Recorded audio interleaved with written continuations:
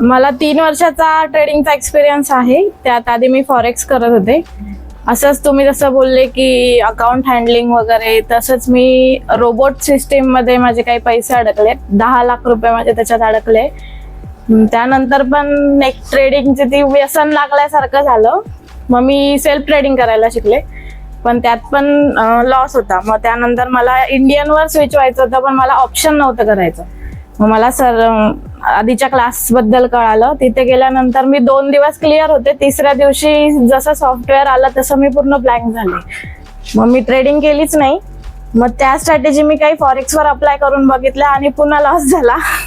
मग म्हणून मला ऍक्च्युली रिपीट बॅच करायची होती ती.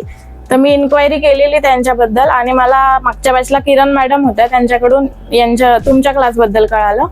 म्हणून मग मी एक ट्राय करून बघितलं, पण मागच्यापेक्षा खूप जास्त कळालं. आणि फॉरेक्स मध्ये पण जेवढं सांगितलेलं की न्यूज मध्ये ट्रेडिंग करायची नाही वगैरे, यात मला एक प्लस पॉईंट वाटला की न्यूज वाचायची कशी हे समजलं. तेवढं जरी आलं, कारण नाशिकमध्ये फक्त फंडामेंटल ट्रेडिंग शिकवतात, फक्त न्यूज बेस्ड ट्रेडिंग त्याचेच 50,000 घेतात. तर हा एक मला खूप मोठा प्लस पॉईंट वाटला.